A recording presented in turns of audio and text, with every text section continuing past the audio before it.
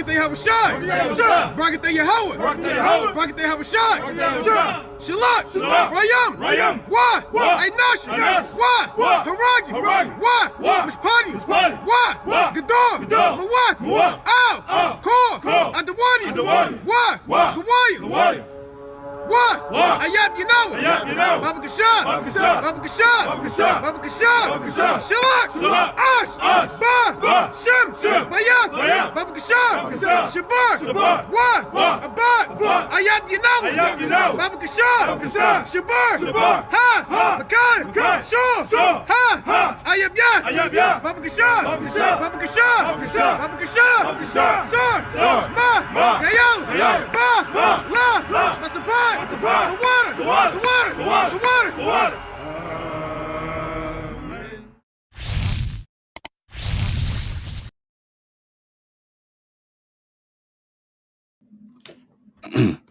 All right, Shalom, Israel, Shalom. First and foremost, I'd like to give all praise, honor, and glory to Yahweh by Hashem Mashalkum like YAHAWASHI. That is to say, Yahweh, being named the Heavenly Father, who the world will call God, and YAHAWASHI, being named His only begotten Son, who the world ignorantly called Jesus Christ. This is Brother Kasadi from WW3 Jersey, Philly, and through the spirit and power of Yahweh Hashem Yahushai, right, we diving into a long overdue, but we want to, Lord willing, get back to these prophecy updates, World War III updates, current event updates, right, and diving into different prophecies pertaining to the things that's taking place right now in the last days, right? So we see, if you've been watching, and everyone on this comment board, everyone that is watching this live stream, whether you're watching at the time it was recorded or you're watching later on, you should be watching, right? If you have ears to hear, you should be watching. We're not in the time to just be rocking ourselves back to sleep. You're not in the time to be kicking your feet up and doing God knows what. You got a lot of distractions, a lot of different temptations that's coming out in the last days to sift brothers, to get brothers to go astray, and to forget what's really taking place in the last days, right? That, Lord willing, you will receive the kingdom of heaven if you continue enduring to the end. Lord willing, you will see your maker, YAHAWASHI. Lord willing, you will see the destruction of your enemies. Lord willing, you're going to see those things, right? But you can't be distracted and, again, rock back to sleep, especially with all hell that's breaking loose right now, and it's about to break loose very soon. So shalom to everyone that's tuned in. All praise to Yahweh Shem Shai. I'm going to share my screen, and we're going to get right into it, right?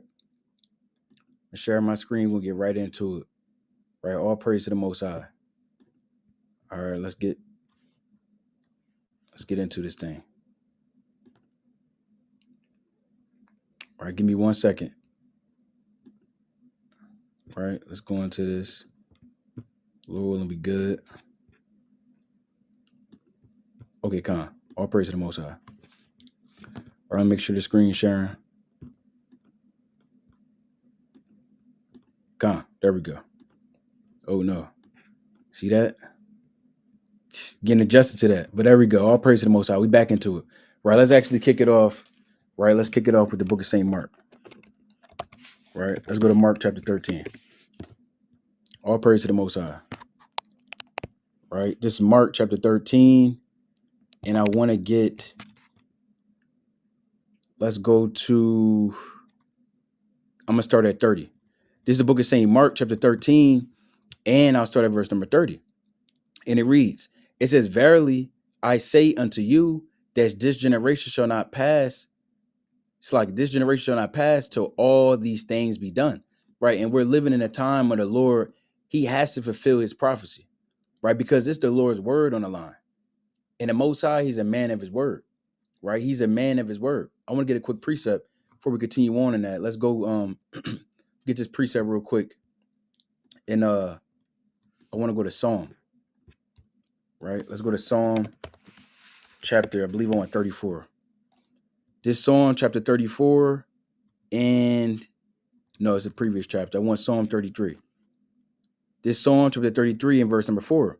And it reads, it says, for the word of Yahweh is right, and all his works are done in truth. So man lies, right? By nature. By nature, man, it might be a spur of the moment, or they're trying to think on their feet. Man just utters the first thing that comes to their mouth. And the Most High, right, he weighs everything in the balance. The Lord doesn't lie. The Lord may send a lying spirit on a man, right, sending demons on the left-hand side, right, or angels on the left-hand side with their demons to jam a brother up or jam different kings up and men of the earth. But the Most High himself, he does not lie, right? And if he says something's going to happen, it's going to happen, right? The Most High is a man of his word. So again, it says for Yahweh, so like for the word of Yahweh is right, right? You're not going to have falsehood in the words of the Most High. You're not going to have the Lord say something's going to happen and then it doesn't come to pass. Let's go back to the book of Mark, chapter 13, right? It's a book of St. Mark, chapter 13. I need to get a damn mouse over here, right? Make this quicker. But it's St. Mark, chapter 13, and I'm going to get verse 31. It's like I started 30. It says, verily I say unto you that this generation shall not pass till all these things be done. Heaven and earth shall pass away, but my words shall not pass away. Right. So the Most High, again, these things that's written from the inception of the world, even before, and guess what? It has to come to pass. If the Most High says that World War III is on the rise and it's going to happen, he's going to bring the nations to the valley of Jehoshaphat, Yahawashipat. For there, he's going to judge the nations. And guess what? It has to happen. Right? If he says he's going to send his son, and guess what? It's going to happen. If he says that the fifth seal is going to crack open, right, and that there's going to be a famine in the word and martial law and things of that nature, and it may not be written verbatim like that, but for those that have ears to hear and those that have the spirit, they can sense that clearly. This is the time that we're fast approaching, right? It says, verse 32. Salakia, give me 1 second, right?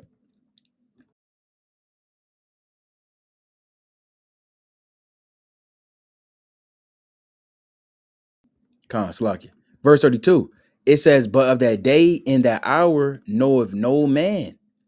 Right, because I'm not going to get on this live stream myself or any other brother that's over this channel. We're not going to tell you, oh yeah, October 10th, all hell is going to break loose. It's going down. Prepare yourself right now. October 10th at 3 p.m. No, a brother's not going. If a brother does that, you need to mark that brother. No scripture says October 10th, 2025 at 3 p.m. all hell is going to break loose. Right, that's not in there. So a brother, he'll just be winging it, because even I'll read again. It says, but of that day and that hour know of no man, no, not the angels which are in heaven. And surely man, carnal man that's on this earth, you're not higher than these angels, right? Who are literally perfect. They fulfill the Most High's word. You still have thoughts in the back of your head. Is this the Most High or what's going on? No, these angels, they are automatically performing the will of the Most High. He said he laid folly to his angels in the book of Job, the 1st chapter, meaning they had to fulfill the work of the Most High. They don't have an opportunity to do anything else, right? That's what it means to be an angel, meaning a messenger. They're sent on behalf of the Most High. Read on. It says, neither the Son, even YAHAWASHI himself, he doesn't know what day nor hour all hell is going to break loose, right? Let's hold this. I'm going to have to pull up some more tabs in a second, but I'm doing this on a laptop, so bear with me while we do this. Right? All praise to the Most High. Let's go to Revelation chapter 14. So even YAHAWASHI himself, he doesn't know the day nor hour. So why would a brother get on his comments, or it's like you go on his live stream and say such? A brother, a heathen, whoever. There are a lot of men making a lot of videos in the last days. Right? This is Revelation chapter 14. And I want to get Salaki, I want to get 14. Revelation 14 and 14. It says, and I looked, and behold, a white cloud, and upon the cloud one sat like unto the Son of Man. Right, so it's talking about YAHAWASHI coming on a chariot. Right, white representing righteousness, the cloud representing a chariot. Right, reading on. It says, having on his head a golden crown, and in his hand a sharp sickle. And another angel came out of the temple, crying with a loud voice to him that sat on the cloud. It reads, thrust in thy sickle and reap, for the time is come for thee to reap, for the harvest of the earth is ripe. Right, so YAHAWASHI, the Most High, sent an angel, to Yahawashi to let Yahawashi know what time is going to be, right? So it wasn't an angel spirit to know beforehand. The Most High put it in his spirit. And it wasn't the Yahawashi's spirit to know beforehand. The Most High put it in his spirit by sending that angel to him.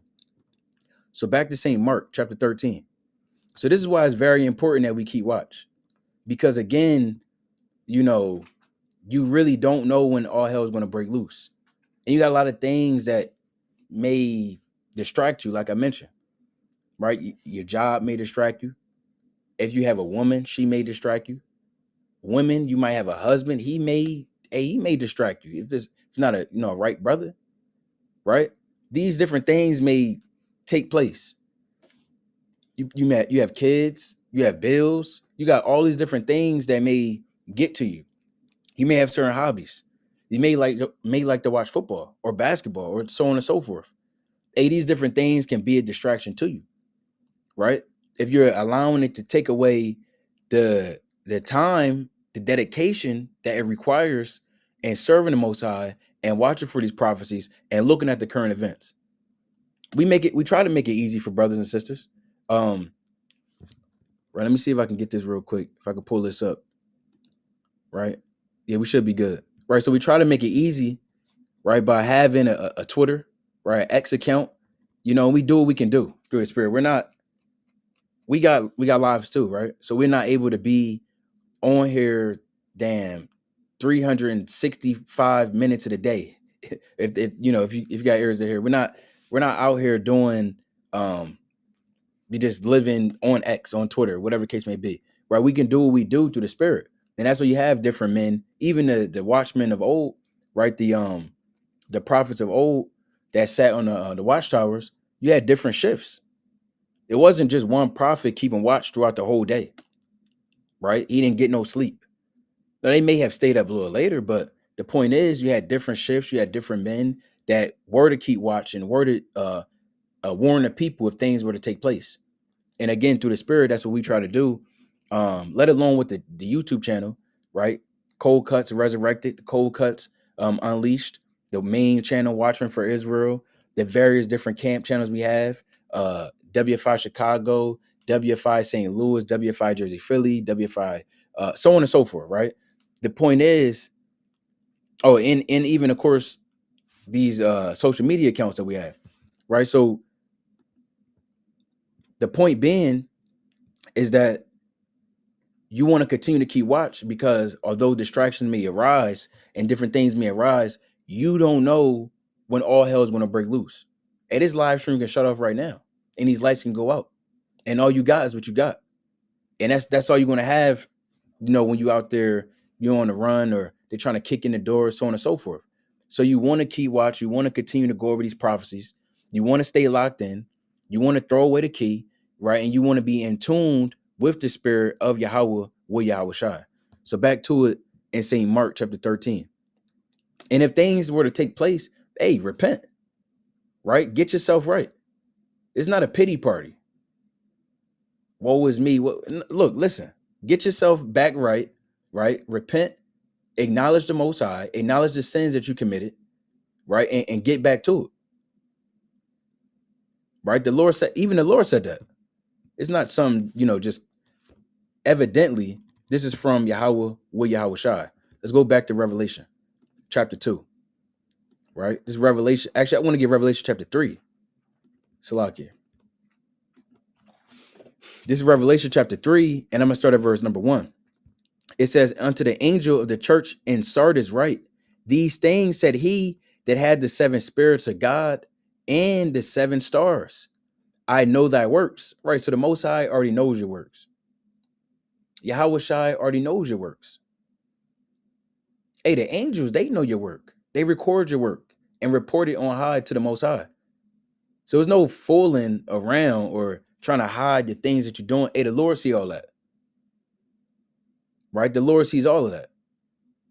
Martial law is at the door. World War III is at the door. Yahawashi is knocking at the door. Reading on. I know thy works. It's like that thou has a name, that thou livest and are dead. And we're dead in this world. There's nothing in this world for us. right? We should be dead in this world and alive in the spirit. You should be dead in this flesh and alive in the spirit. Our life is YAHAWASHI. I tell you that in Colossians chapter 3, verse 1 on down. When YAHAWASHI gave up the spirit, right, 2,000 years ago on that cross, it wasn't for you to be able to do your own thing right now at this very time. I'm not saying you can't have a hobby or you can't have some downtime, but if you always having downtime, it's no longer downtime. That's the time that you're just making it your main time. That's you, brother. That's what you do. You once used to watch these prophecies. You once used to, serve the Most High. You once used to be diligent. But now, brother, you went astray. And the Most High, he'll take even what you don't have. You read about that in Luke chapter 19 and verse 15 on down. Read on. It says, be watchful and strengthen the things which remain that are ready to die, for I have not found thy works perfect before Yahweh. So the Lord said to be watchful. He's not saying you just watch your favorite show all day. He didn't say just sit back, pop some popcorn, and watch Netflix all day, brother. And binge watch all your favorite shows and every damn game that comes on the NFL Sunday Ticket. The Lord said, be watchful, but not in a time of just, we really can't. Sincerely speaking, as a man, you cannot miss on this opportunity that the Lord has for his servants. You know that feeling when you were younger and all your friends is outside and they might have went to the playground or they might have went just around the corner and you wanted to go outside, but you was on punishment. You might have cut up in school, might have did something off in school, might have talked back to your mom. Something may have taken place. You may have got into it with one of your siblings and now you got jammed up. So now everyone's outside and they're playing and they might even knock on the door. They're knocking on the door. Your mom opened the door.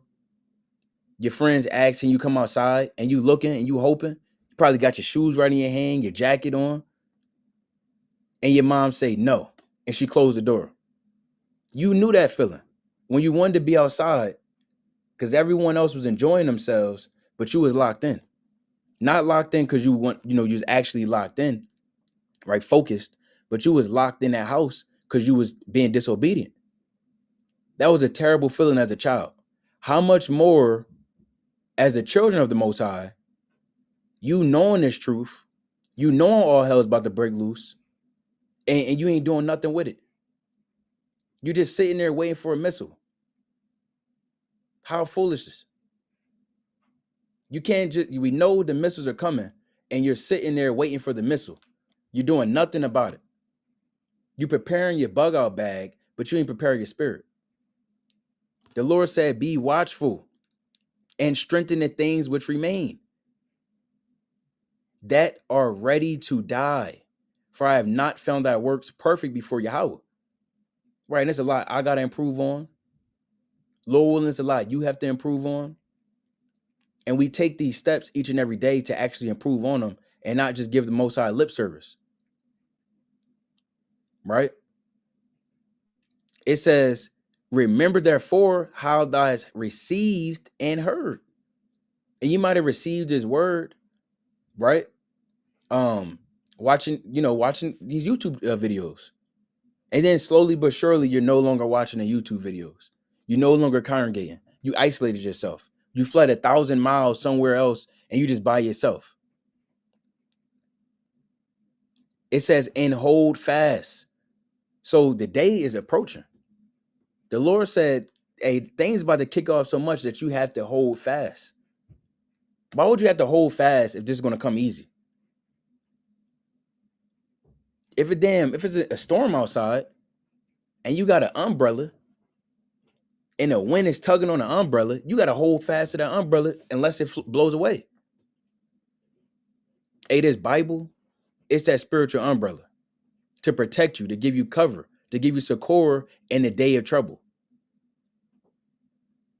And that's the time we're living in. We're living in a time of days of trouble, right? We're living in a time of Jacob's trouble. You're about to, the fifth seal is any day now. In World War III and nuclear missiles is being joked about and tossed around each and every day, how much closer are we to Jacob's trouble? Let's dive into this thing, right? Let's show this, right? Let's show this thing. Actually, I got this pulled up, right? So this is from the Daily Beast, right? This is from the Daily Beast. That's a wicked name to call a website. But anyway, the Daily Beast, right? It says Stephen Miller leading the charge on sinister martial law moves. This is published today. Reading on. It says no president has invoked the Insurrection Act since 1992. If you don't know what the Insurrection Act is, we're going to look it up. Right? Maybe you read it. Maybe you thought the title of this video was just cat. Actually, I know a brother. Hold on. Pull this back up. Hold on. I know a brother. Right? Let me see this. So like I'm not accustomed to this computer yet. Right? So give me a second. But let's pull this up. Okay, that's not it. All right. This is what I'm going to do. Just going to type this thing out. All right, so this is the Insurrection Act. So the Insurrection Act it's known as the Insurrection Act of 1807. Lord willing, I'm still sharing my screen. Let me just. Okay, we good. All praise to the Most High. All right, back to it. So the Insurrection Act of 1807 is a U.S. federal law that empowers the President of the United States to nationally deploy the U.S. military and to federalize the National Guard units of the individual states in specific circumstances. So what is that? That's a bunch of devil talk for martial law, for troops being on the ground. I shouldn't have to go through 20 words just to say the Insurrection Act equals martial law. That's what it is. They want to throw around these different terms because at the end of the day, remember the Lord said this in Daniel. Let's go to Daniel. Man, oh man. How could someone come up and say this Bible isn't true, is man-made, but everything that you're seeing is happening in the last days, you go right back to the scripture and it's right there. Check that out. This Daniel chapter 8. Daniel chapter 8, and I'm gonna start at I'll start at 24. Daniel chapter 8, verse 24. It says, and his power shall be mighty, but not by his own power. And he shall destroy wonderfully, and shall prosper and practice, and shall destroy the mighty and the holy people. And who is this he is speaking of?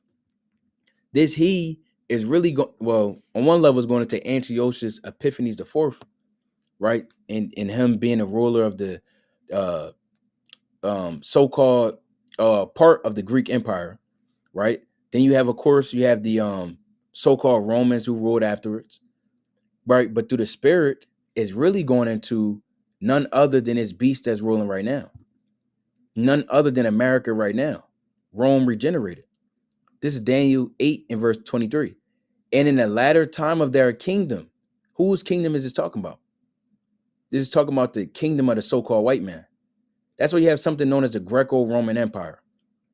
The Greeks translated or transferred power to the Romans, which is one of the same kind, which, had a time period of the Dark Ages, but immediately following that, the Renaissance era, the rebirth of the so-called white man and the Roman Empire, you had the Roman Empire ruling since. France was once a part of the Roman Empire. Spain was once a part of the Roman Empire. Great Britain was once a part of the Roman Empire. America is and was a part of the Roman Empire, if you have ears to hear, right? So read on. And in the latter time of their kingdom, when the transgressors are come to the full, a king of fierce countenance and understanding dark sentences shall stand up, and his power shall be mighty, but not by his own power. And he shall destroy wonderfully, right? This is not by his own power because this was set up already via the Roman Empire. right? That's why America has the nation's objection, because they look in awe at America as they once did to the Romans before they fell. Reading on. And he shall destroy wonderfully, and shall prosper and practice, and shall destroy the mighty and the holy people. Right? And that's Jacob's trouble. We've been broken down, but we haven't been broken down at the time we're about to enter too soon. Where the Most High, he's going to have it's it. The Lord's going to show us fierce anger against us. There's a set measure for everything under the sun. Read about that in 2nd Ezra, the 4th chapter, verse 25 on down. So when that set measure of our sins and iniquity have reached into the heavens, when the set measure of the cries have reached into the heavens, when the evils of the white man and the nations have reached into the heavens, and guess what? The Most High is going to bring judgment on the world. Verse 25. And through his policy, also he shall cause craft to prosper in his hand. So this through the policy. That's why they set up different things like this. That's why they have something known as devil talk. Speaking with a third, fourth, fifth, sixth, seventh, eighth, ninth tongue. This is how they get down. All this litigation, they call it, in this man's society, just to say martial law. So that's what the Insurrection Act is. But we can read on so you can further see. So continuing on, it says, such as the suppression of civil disorder. So it gives, again, the president the authority to deploy troops, U.S. military. He did that already in L.A., right? Also to deploy National Guard. Again, that's a branch of the U.S. military. He's done that as well to L.A. He's done that to Chicago. He just the other day over in Missouri, it's like not Missouri, what is that? I believe it's Memphis. They're in Memphis. If I'm not mistaken, it's the same man, Stephen Miller. Lord willing, I'm gonna pull that video up. Let me write that down. Right, because I'm pretty sure this man, Stephen Miller, had well, I know something took place in Memphis. As a matter of fact, it's like day 4, day 5 of them cracking down on the streets of Memphis. I don't know if it's Stephen Miller or not. I'm led to believe it is. We'll see though. But the point is, it's the white man, right? It's him. It's the so-called government, right? So continuing on, it says such as a suppression of civil disorder, of insurrection. And insurrection is just an uprising or rebellion. So what they've been doing, they've been funding these different groups to cause anarchy, to cause chaos, because how they get down, they want to have order and chaos, right? They want to have order and chaos. Let me look that up real quick. That's why on the back of your US dollar bill, it says order and chaos, right? Hold on, right? I'll show you that. There you have it. Let me zoom in on this if I can. You know what? Let me just go back to this. All right, so it says a Latin phrase, you can see it right there. Allegedly, they're trying to say it's out of many, and this is AI overview, right? We want to go right here. We don't want to get down like that. It's a source. You can use it, but clearly see as an agenda right there, right? So Novus Ordo Selecium, right? If I pronounce that right. It says New Order of the Ages is one of the 2 Latin mottos on the reverse side of the Great Seal of the United States. The other motto is right here, as you see right here. Now,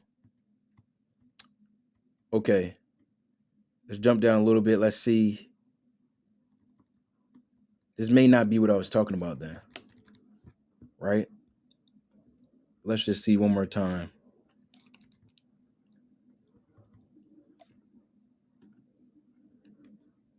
No, that's not it.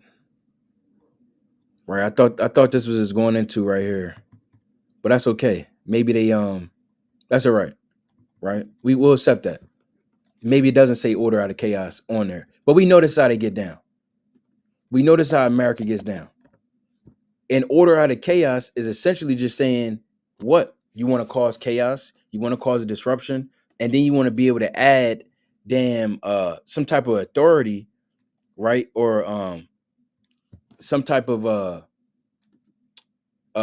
new government to control all of that, right? So let's go back to this over here, right? The Insurrection Act.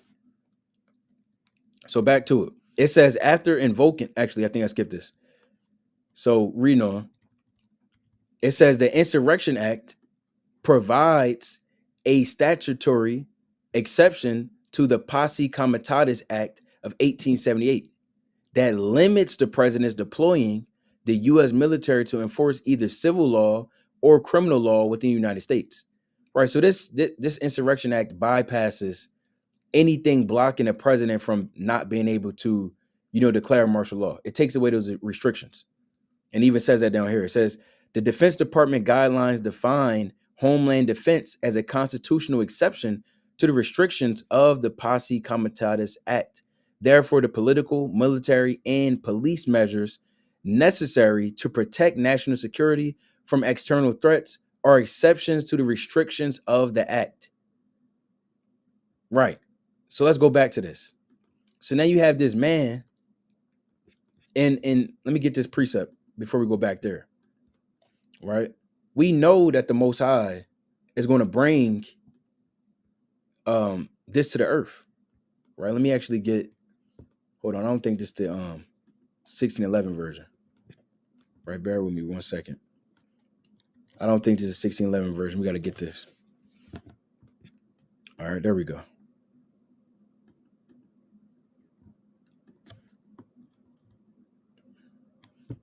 All right, let's find this. I want to go to 2nd Ezra. Might have skipped it. What the hell? Satan. Let me type this in. 2nd Ezra, right? 16. We're going to verse 60. So this 2nd Ezra chapter 16 and verse 60. Actually, I want to jump down to, I'll start at 69, right? Because I want to, let's go to 69. And it reads, 2nd Ezra chapter 16 and verse number 69, and they that consent unto them shall be had in derision. Right? Because what's taking place is the Lord is going to allow for certain men to be overwhelmed by their demons. Right? They're going to stop putting up a fight.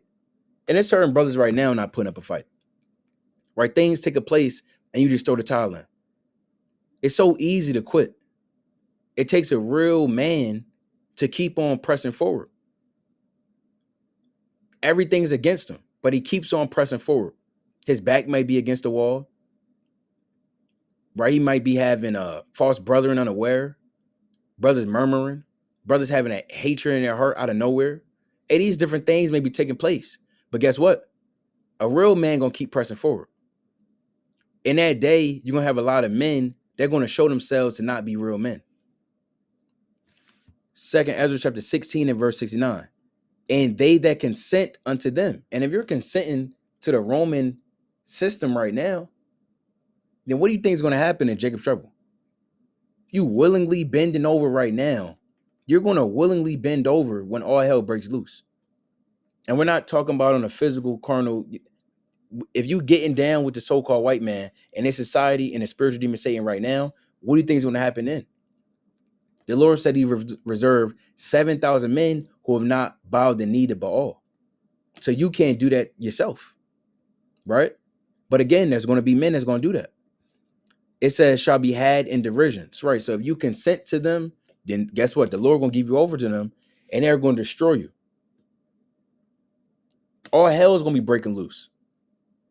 And the true predator of the earth, he's going to be given that chance to actually feast on the blood of the earth. That's why the scriptures speak of the so-called white man as the bloody man of the Bible. A young lion, fierce, an eagle.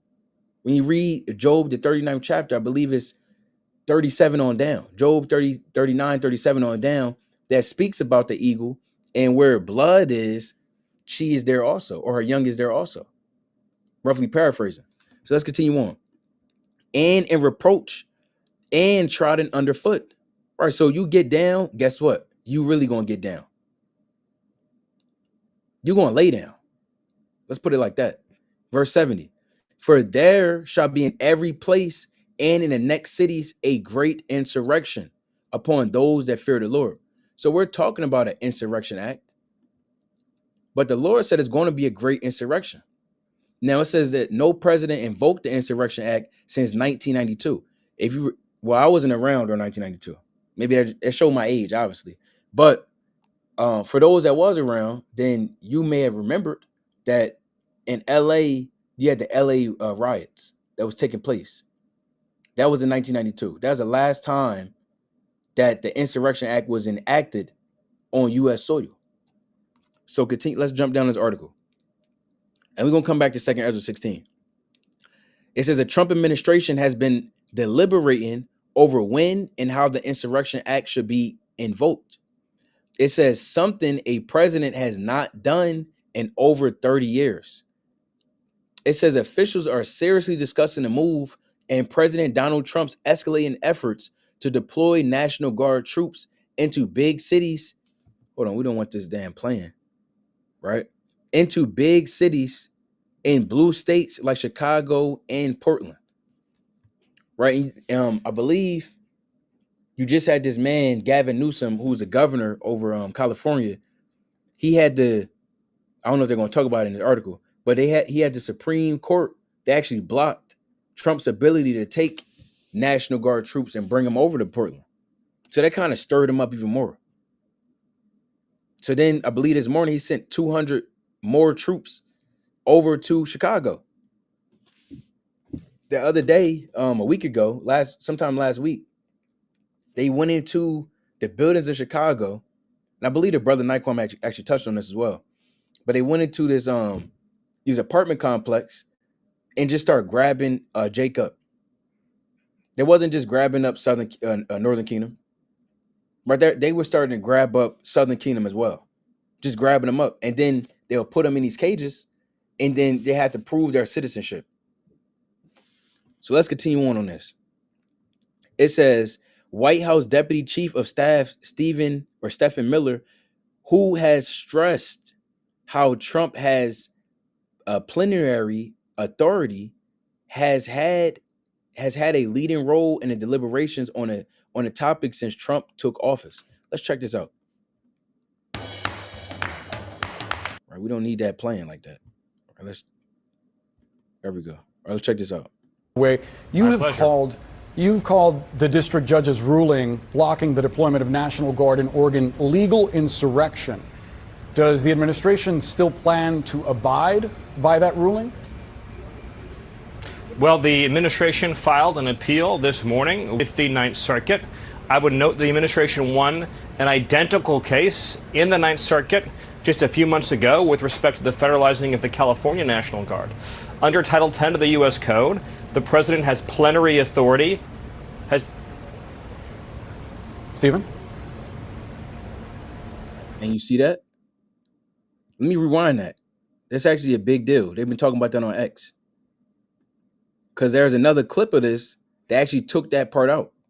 CNN aired another clip, because this is live, when they were doing this. He wasn't supposed to say that right there. That's called saying the quiet part out loud. He wasn't supposed to say that. Let me show you that again. Of the California National Guard. Under Title 10 of the U.S. Code, the president has plenary authority. Stephen? He's still there. Still blinking his eyes. Stephen? Hey, Stephen, can you hear me? Yeah, he can hear you. It seemed, Stephen, I apologize. It seems like we're having a technical issue. No, there was no technical issue. Let me show you this real quick. Let's look this up. Right? However you pronounce it, plenary authority is power that is full, complete, and wide-ranging, meaning it is largely unrestricted in scope. So let's actually jump down, right? Let's get a better breakdown of this, right? So plenary power, right? It says in the United States constitutional law, it says plenary power is a power that has been granted to a body or person in absolute terms with no review or limitations upon the exercise of that power. Meaning nothing's going to stop a president from doing what he wants to do. And it's going to tell you which article and, again, that devil talk. This is just to say he can do what he want to do. When martial law is declared, there's going to be no stopping this man. This is soft. This is known as soft martial law right now, where you're aligning certain things. It's like if you ever played chess, you lining up the board and you actually putting the pieces to the moves that you actually want to do, and you're doing it before it's actually official, right? You're just setting things up. That's all he's doing. He's putting his pawns and putting his rook in these different places in the exact spot he wants it to be. So when he does flip the switch, or the Most High gives him that ability and that authority, there's going to be nothing stopping this man. He's going to be like a madman sparing none. Let's go back to that in 2nd Ezra. This 2nd Ezra, chapter 16 and verse number 71. It says, they shall be like madmen sparing none, but still spoiling and destroying those that fear the Lord. Because that's what it's all about. Don't let this Antifa talk.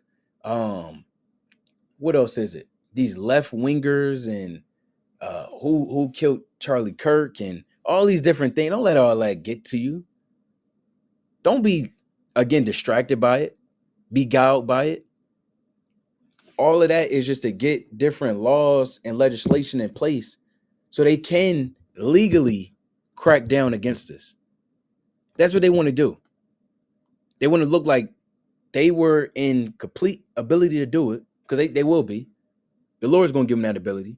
Doesn't matter any legislation they pass, they can't do what they want to do until the Most High gives them that ability. But the Most High just setting up the board. Chess is a strategy of war. And there's no entity who's given more to war and who is war than the Most High. We got to deal with the war of our flesh versus our spirit. There's a war of Jacob versus Esau. There's a war between righteous and the wicked. There's a war between YAHAWASHI and Hashatan. There's all types of wars. The Most High is a man of war. Today, Hamas and Israel, they just agreed to a ceasefire. And I believe it's going to fully commit on the Shabbat, it says. And we'll get that. But you think that's going to be like that forever? No, the Most High is a man of war, and he already said he's going to bring those nations to the Valley of Jehoshaphat. So they can do their little ceasefire and peace agreement treaties all they want to do, but it's not about them. It's not about their policy. It has nothing to do with these nations. It's everything to do with the Most High, and with the Most High's will must be done. So back to it. They shall be like madmen sparing none, but still spoiling and destroying those that fear the Lord. For they shall waste, and we'll rest right here. Actually, I'll read it, right? For they shall waste and take away their goods and cast them out of their houses. And I want to come back to this. We're going to hold that. I want to finish this out real quick, right? This article is checking out. Because, again, this man is given his full authority, or will be given his full authority very soon. He's given his authority under their legislation, but from the hands of the Most High, not just yet. So continuing on, it says Miller has depicted those protests in ICE. And when you look at what's happening right now, just taking everything to the side, you literally have Israel being grabbed up by the military. When I said earlier soft martial law, that's another thing I meant. ICE is a task force created to get illegal immigrants, but they're not getting, elam that's making butter chicken in a back alley somewhere. They're not stopping Moab with their billions of Chinese restaurants, Chinese stores all across the U.S. They're not stopping those Moabites, Chinese that was in New York. a few years ago, and they had their secret police. They had a secret police task force in New York City. Why didn't they grab them up and deport them? Why isn't it a crackdown on the Arabs that's over here and how they got to this land? Because it's not about that. When they're doing this so-called illegal immigrants, they're talking about us. They're talking about, right now at least, our brothers and sisters in the world. They're talking about Asher, right? There's those from so-called Colombia to Uruguay. They're talking about Naphtali. They're talking about Zebulon. They're talking about the 12 tribes. It's starting right now with the northern tribes, so-called Hispanics, Native Americans. Very soon, and again, like I mentioned, there's cases of Southern Kingdom being grabbed up, right? They're deporting so-called Haitians. They can't deport Judah necessarily because we have the other tribes. They have a land so-called to go back to in this world right now, right? That's what the Lord said, when the neck of our enemy in the book of Genesis, the 49th chapter. But the point being, ICE is set up to, again, get the world, get these Americans desensitized to troops being on the ground, grabbing people up. You think nothing about, especially when it should only be when you was in the world. In the world, you didn't think much about anyone that wasn't you in your house. Now being in this truth, you need to think about your neighbor, which is your brother and sister from the 12 tribes of Israel. You need to meditate on that. Even if it's someone in the world, hey, you want to do your best to help them out in righteousness, causing them to repent. Lord willing, for be the Most High's will. But you see that, again, our people that being jammed up. So it says, depicting those protesting ICE in Portland and Chicago as engaging in an organized insurrection. That term, there go that term. Insurrection. It says, this is what he's saying. This is an all-out campaign of insurrection against the sovereignty of the United States because the Democrat Party and those who are committing violence in this country do not believe in the legitimacy of the sovereign territory of the United States. And again, two sides of the same coin, right? So when they're saying this is just to put in laws at place for those who really feel like it's going against the society. They try to give YAHAWASHI treason. In fact, that was one of the crimes. Treason. That he made himself a king of the Jews. During the time of us being reigned over in captivity, slaves rather, to the so-called Romans. So that was one of the crimes that was laid against our Lord. So what do you think they're pushing this envelope? So it's legal legislation for them to go against anyone who's against this country. And I don't know if they needed a news flash, but I'm against this country. We hate it here. Right? We hate it here. This is not our land. This land's going to burn up. The Lord has Russia aimed at this land.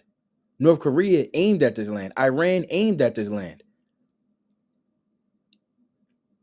If you left it into the hands of these Americans, they'll destroy themselves by themselves. Right? But let's continue. It says, and they don't want any of those illegal aliens to go home. Madness. So let's jump down here, right? Actually, I think I'm done on this article. I might get a little more. It says, invoking the Insurrection Act will be considered as a last resort. Why would this be a last resort? Because again, this is martial law. This is not a last resort. This is what they want to do. They just got to put everything together. It says a senior administration official and someone close to the White House told NBC News in preparation for that potential development, officials have drafted legal defenses. See that? This is what we were saying. They already drafted up legal defenses. This is just to make it, again, official legislation. Check this out. but not with that music. Let's check this out. And this is all fair use. It's all fair use.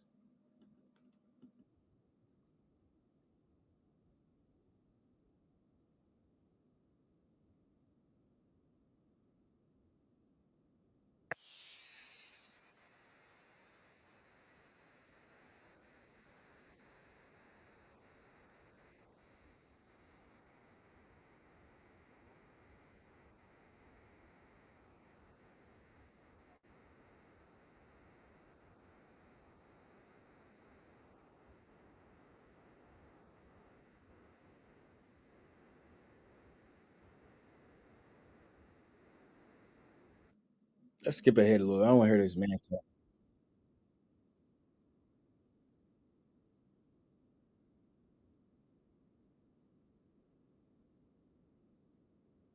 Their policy.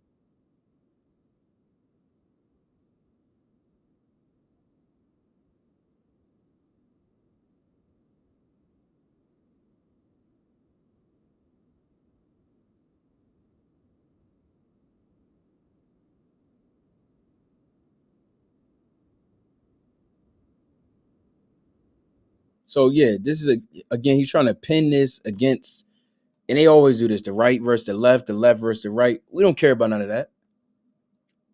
Just the other day, it was approved that Amalek can purchase TikTok. The plan is to shut down us teaching his word for the rise of the what they called before the rise of the so-called Black Messiah. That it can't happen under what they had. The what the hell is that called again? Damn, it's escaping me right now, right? But it was an FBI. Damn, what is that called? I might have to look it up real quick. Right, FBI. Let me look this up. It's escaping me. Right, but FBI prevent. Oh,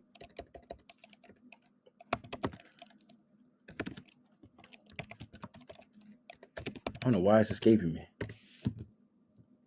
Right, we had the COINTELPRO. Right, we had a long day. COINTELPRO. Let's check this out really quickly. Really quickly. So it says COINTELPRO was a program series of covert and illegal projects conducted between 1956 and 1971 by the FBI, right, aimed at surveilling, infiltrating, discrediting, and disrupting American political organizations that the FBI perceived as subversive, meaning to go against, right, to not be in line with authority that's set up, right, in the power structure. So going on, it says groups and individuals, and if you subscribe to this channel or just in general, you probably know about this program, right? But for those who don't know, really briefly, groups and individuals targeted by the FBI included feminist organizations. It says the Communist Party USA, anti Vietnam War, civil rights, Malcolm X, so on and so forth, Black Panthers. You see the list. Again, this is targeted to prevent what they call the rise of the Black Messiah. And I wanna see we can find that really quickly in this John. Right, we can find this. Let's see. I'm skipping a lot, but I want to just get to it. We got a lot we want to get into.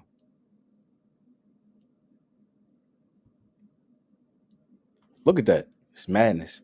It says the FBI began COINTELPRO Black Hate, which focused on King and the SCLC, as well as a student nonviolent coordinating committee. Madness. Black Hate established the Ghetto Informant Program and instructed 23 FBI officers to disrupt, misdirect, discredit, or otherwise neutralize the activities of Black nationalist hate-type organizations. A March 1968 memo stated the program's goal was to prevent the coalition of Black militant nationalist groups to quote unquote, prevent the rise of a Messiah who could unify the militant Black nationalist movement. to pinpoint potential troublemakers and neutralize them before they exercise their potential for violence against authorities. You always want to throw that in there. It's pre-crime. Oh, we have information that they were going to do this. Oh, they're going to blow up this building. Oh, they're going to plan this event. We got to get them. It's called a false flag. It says to prevent militant black nationalist groups and leaders from gaining respectability. That's why you might have certain leaders, they just out of nowhere, craziest stories and things come out from the darkness of the dark. Now, we know that's from the Most High that allowed it to be brought to the light. We understand that. But it's also of the Most High that he uses these nations, chiefly Esau, to bring about the downfall of our people, especially those who's against him. When you doing dirt, the Most High gonna bring that up on you, right? And he used these nations to do that. It says by discrediting them to both the responsible community and to liberals who have vestiges of sympathy. So they want to take all that away, right? They want to take all that away, right? So back to it. So we seen what was presented and put out, right? Let's come over here, right? We seen what the most. Let's continue on in this actually. I'm good on that. Let's go to Ezekiel. Let's go to the book of Ezekiel. Because again, we living in a time. Actually, before we get that, let's go to Daniel. Chapter 12. The Most High is stirring up the dragon, and they're getting prepared to make war against the saints. This is Daniel chapter 12, verse 1. And at that time shall Michael stand up, the great prince, which standeth for the children of thy people, and there shall be a time of trouble. And there shall be a time of trouble. The Lord said it will be a time of trouble. This is not an if, and, or maybe. If the Most High said it, it's going to happen. In this time of trouble, we're not talking about the 1992 riots in LA. We're not talking about the Watts riots in 1968 and in the 70s. We're not talking about the Detroit riots in the 60s and the 70s. Or what took place in, it was a riot over in Newark, New Jersey. I believe that was in the 70s as well. Not talking about that.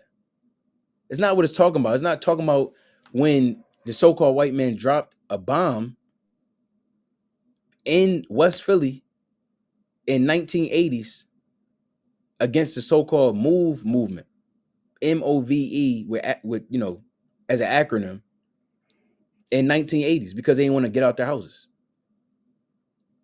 This is not what we're talking about. If those things were bad, then what do you think is going to happen in Jacob's trouble?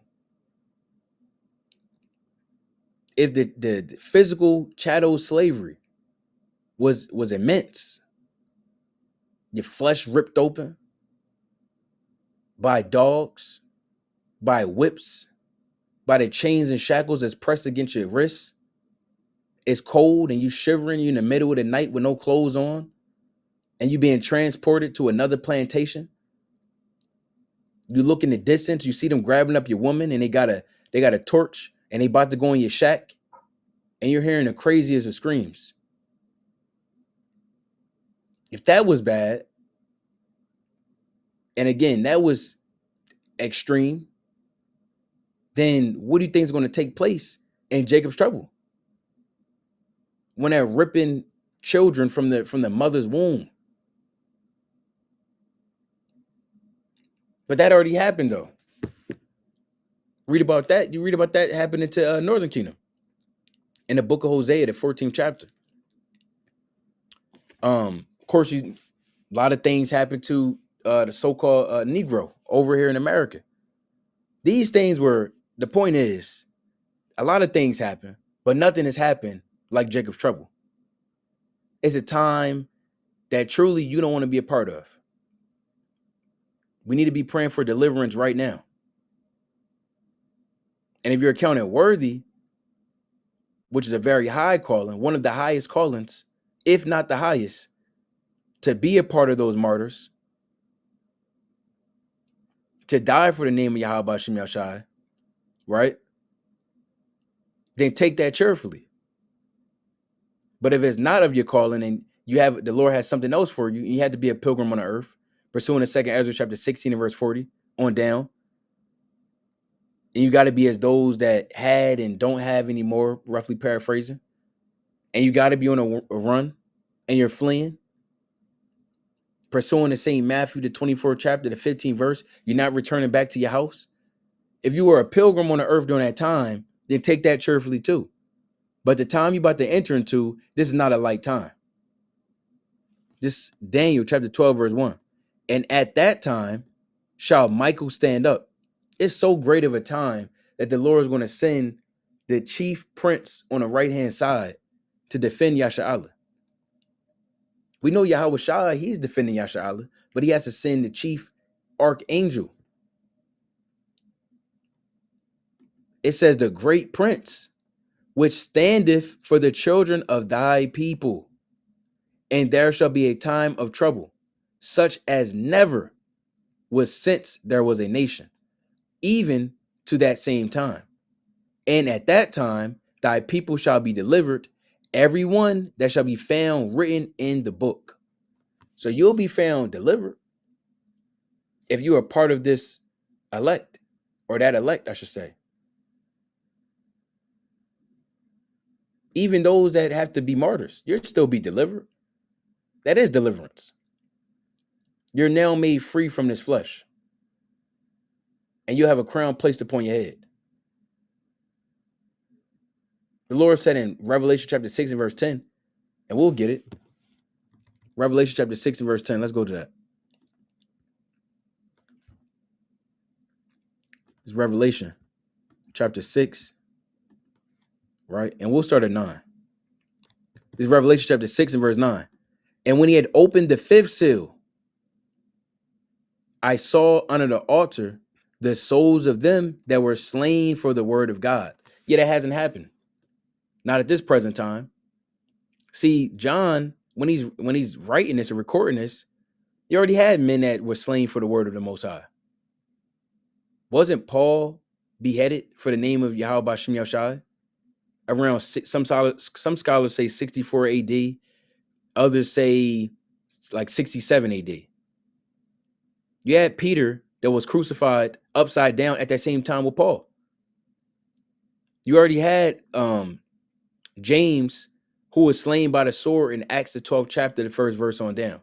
Stephen, who was stoned in Acts the 7th chapter, at the end of it, after he was cutting up our people who got offended, and they stoned him. And he still prayed to the Most High that the Lord had mercy upon him. You already had, of course, we know about, well, yeah, you had a lot of martyrs. You had the 40 martyrs of Sebast. You had a lot of men who died for YAHAWASHI. Even when you read Revelation, I believe, I think it's the 2nd chapter. We read about Antipas, right? Who was slain for the word of the Lord, right? So this is not talking about those men. It's not talking about that time. It's talking about the time to come. The 5th seal is not open yet. The 5th seal is hand in hand with Jacob's trouble. These are different names for it. Jacob's trouble, the time of trouble, 5th seal, martyrdom, the great tribulation, like you read in Matthew, the 24th chapter, 30th verse. It says, and for the testimony which they held. What is the testimony that we're holding? Because whatever these servants are holding, this is what they're being slain for.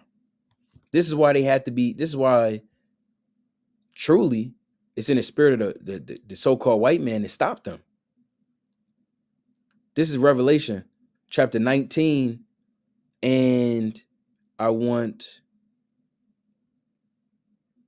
it's escaping me right now. Revelation chapter 19 and 10. So like I'm way far down. Revelation 19 and 10. And I fell at his feet to worship him, and he said unto me, see thou do it not. I am thy fellow servant and of thy brethren that have the testimony of YAHAWASHI. So remember, they were slain because they had the testimony of Yahweh Ba'Shem Yahushai. So what is the testimony of Yahushai? It says, worship Yahweh, for the testimony of Yahushai is the spirit of prophecy. So telling things or foretelling things, that's the testimony of Yahushai. Why would the white man want to hear that his instruction is impending? And he's telling you exactly how it's going to take place. Or you're telling him exactly how it's going to take place. And you're breaking it down and you're going to the Bible that everyone in the world can read. And you're linking up the precepts here a little and there a little. And brothers saying that's right. And they banging their staffs on the ground. You got the children being raised up. Got the women in subjection and order once again. Not like Aisha Curry. You got all this order and unity and love and passion and zeal for each other and, of course, for the Most High. And we're prophesying against these nations. You don't think that would stir them up? Of course they hate that. The Lord says a dreadful sound in our ear. In Job, the 15th chapter, the 21st verse. So the Most High, he's not playing those games, right? He's not playing those games with men that want to play games with him. Jacob's trouble is going to happen whether you wanted to or not. And there will be a slaying, not only for those martyrs, right? And they'll die an honorable death. An honorable death. But 2/3 of our people will be cut off and destroyed. And that would not be an honorable death. That'd just be because of your iniquity, your evil, your lust, your temptation that you couldn't overcome. This is Ezekiel chapter 6, Ezekiel chapter 16, and I'm going to start at verse 40. It says, they shall also bring up a company against thee, and they shall stone thee with stones and thrust thee through with their swords. Who's the day? The day is all the nations, chiefly the hand of our oppressor right now. And they shall burn thy houses with fire. And they was doing that in times past. They did that in times past. They did that in the hand of the Babylonian captivity, right? They did that in all those captivities, right? Chiefly. Now, how much more in these last days? Even just a few years ago. Just a few years ago, 40, 50 years ago, they would take these damn torches and they would have a cross burning on fire and they would have them white hoods on and they would burn your house up. And then you got to run out the back door with your kids and your children. It's like your kids and your wife. And you run into a shotgun. And they put 2 holes in the back of your head. And your kids, they grow up. And they might just leave your family right there just to show their power and their authority over you. Well, how much more in the days to come? It says, and execute judgments upon thee in the sight of many women. Right, because Israel is likened unto a woman. So therefore, we're likened to the nations as far as the many women is concerned right here. They're just saying in the sight of the many nations. And I will cause thee to cease from playing the harlot. And that's been us. We've been playing that harlot. We broke wedlock. We went off against our maker, our husband. Right, we're joined to the Most High, or should be joined to the Most High. Instead, we was joined to the other nations. Now the Lord is going to allow the other nations to beat us down. They've been beating us down. But they really, really going to be able to destroy us. So there's a difference between getting smacked up and beat down and then getting beat down and not even waking back up. Right? See, Debo, he got beat down on Friday. That's not what we're talking about, though. Right? We're talking about never waking up again. 2/3 of our people being cut off and destroyed. It says, and thou also shall give no hire anymore. Meaning what? You're not going to be able to get down with these nations anymore because you're going to be destroyed. This is the times you live in. You're not going to be able to wait for Russia to come deliver you. It's not happening. The other nations are not going to step in and stop America. Then we read that this man is given plenary authority, which is complete and absolute power to take action on a particular issue, and they have an issue with us with no limitations. It is derived from the Latin term plenius, meaning full, or right?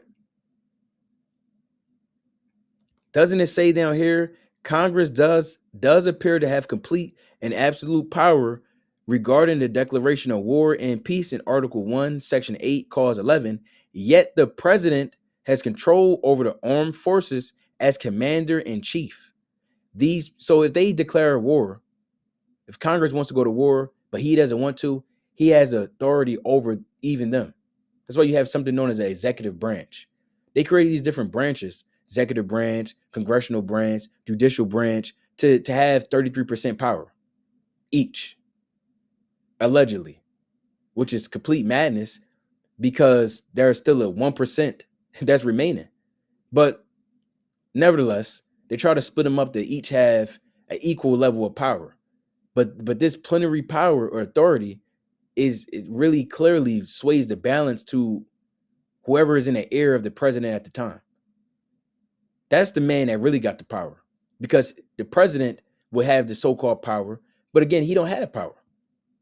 There's someone above him, and there's demons above him. It says these powers are ongoing conflict as seen by the War Powers Resolution of 1973. So back to it. Right, back to it. Let's get another precept. Actually, I want to continue on this. Verse 42. It says, so will I make my fury towards thee to rest, and my jealousy shall depart from thee, and I will be quiet and will no more be angry. And that's truly when YAHAWASHI returns. Right? That's when YAHAWASHI returns to the elect in the wilderness, and even then there will still be rebels. You read about that in Ezekiel 20 and verse 34 and down. But the point being, ultimately, when YAHAWASHI returns, that's the peace. That's the true peace. And I titled this video, and really it's in order of the seals that's about to take place. You have the fifth seal, which is martial law, Jacob's trouble. You got World War III. At the height of World War III is a sixth seal. Nuclear missiles being dropped off in the earth. Towards the end of the sixth seal and the seventh seal, you have YAHAWASHI returning on the earth. In his world, and chiefly us, Yasha Allah, the Lord said, prepare to meet thy maker. Right? Prepare to meet thy maker. It's Amos chapter 4, and I believe I want 12. It says, Amos chapter 4, verse 12, therefore thus will I do unto thee, O Yasha Allah, O Israel, and because I will do this unto thee, prepare to meet thy God, O Israel. So the Lord is going to bring destruction upon his land, and we're going to see the true power, Yahweh, Ba'ashem Yahushai, on the earth. Now, let's get another precept on this. Let's go to Ezekiel chapter 21. Right? Ezekiel 21. If you haven't read the book of Ezekiel, I don't know what you're waiting for, brother. Ezekiel, you're not going to hear a voice come down from the heavens. Now it's time to read Ezekiel. Right? You should be reading more in these last days. Have goals and accomplish them. This is Ezekiel 21 and 31. And I will pour out my indignation upon thee. I will blow against thee in the fire of my wrath, and deliver thee into the hand of brutish men and skillful to destroy. What does it mean, brutish? The Lord is saying that these men are truly full. Let's look this word up. I'm gonna not just talk about it, right? It says brutish. It says resembling or characteristic of a brute. Right? Let's go to brute. It says savagely, violent person or animal. There's no more savage, violent, bloodthirsty, sadistic, barbarian, monster Then they just make this show called Monster. Look at this. You can't make this up. Monster. This man is putting on he's putting on someone's skin.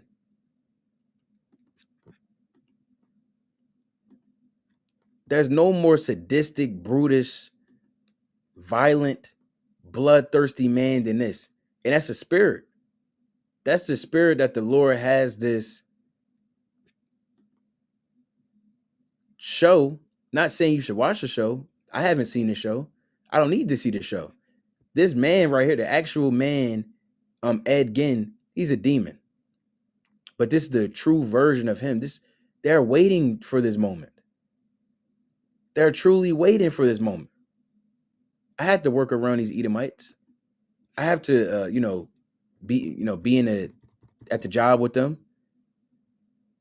They don't want to say it, but they would love to do harm to me. Right? They would love to destroy me. Bury me in the backyard of the building. This is how they truly get down. Now, you could check out what this man is all about. Not gonna go into it, but there's a reason why they titled the show Monster. And we're reading at the Most High. Oh, you know what? I'm not even sharing this. Salakia, Israel. That's okay. That Lord willing, that won't happen again. I'll put it like that. Right? So I might have to go back over that again, but that's okay. Right?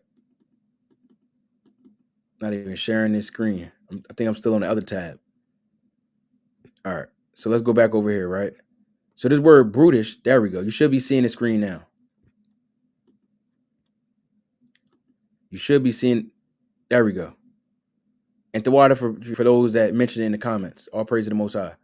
Let's go back to this. So the word brute or brutish goes to the word brute, which means savagely violent person. Then I went to the word monster, and we know what a monster is. And again, you have this show, Monster, which just dropped this month, going into this man Ed Gein, right? And this is the actual image of this man right here. Where is he at? Right here on the right. See this man right here? He actually took his victim's skin and wore it and dressed up like a woman.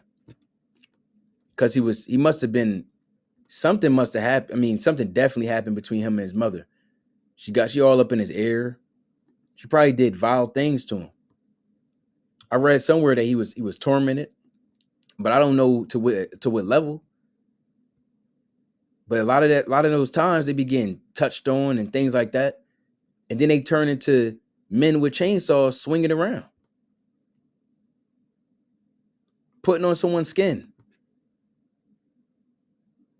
So that's the monster that the Lord is speaking of, is about to be unleashed in these last days. It says, Ezekiel 21:31, and I will pour out my indignation upon thee. I will blow against thee in the fire of my wrath, and deliver thee, Salakia, and deliver thee into the hand of brutish men and skillful to destroy. So they're literally set up to know how to get down with the sword, how to destroy, how to hunt. That's what they do. Videos pop up on YouTube, and they just out there in the damn snow somewhere, in the south, in the north, all over, hunting, gathering. This is what they get down with. I don't know what precept I was thinking of in Ezekiel 49. It's like Genesis 49. But let's get this in Genesis 27. This is Genesis chapter 27, and I'm gonna start at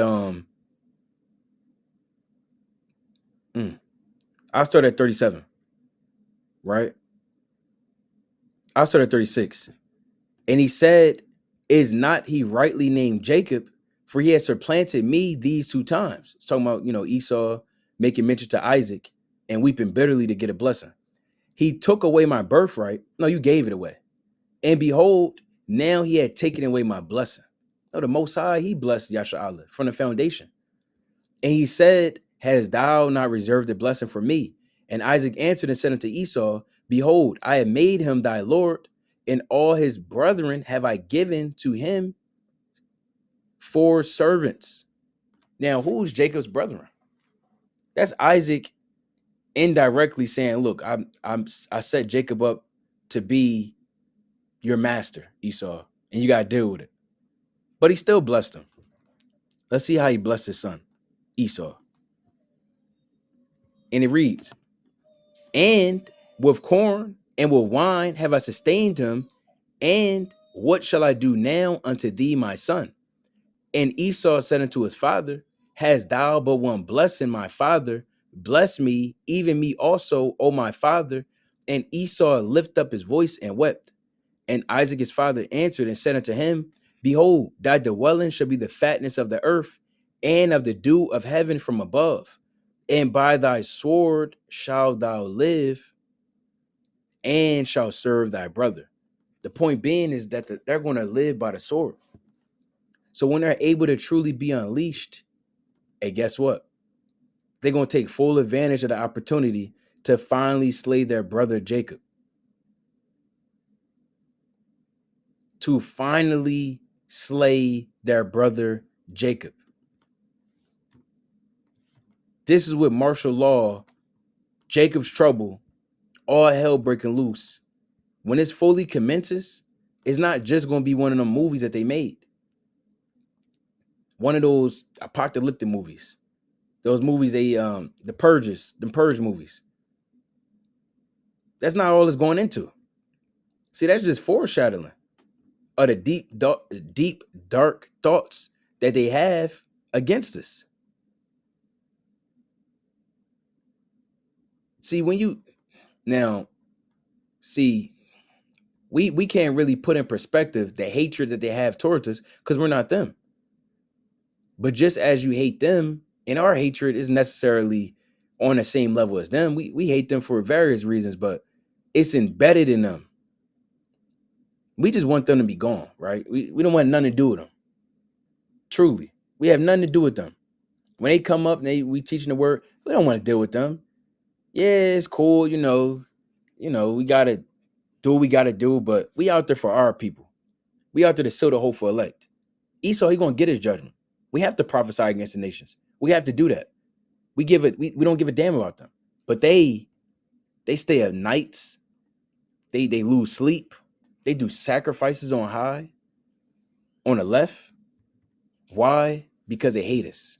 This is Ezekiel 25 and verse 12. Thus said the Lord God, because that Esau had dwelt against the house of Judah by taking vengeance and had greatly offended and revenged himself upon them. And there's a time coming where they're going to do even more of that. Where they're going to further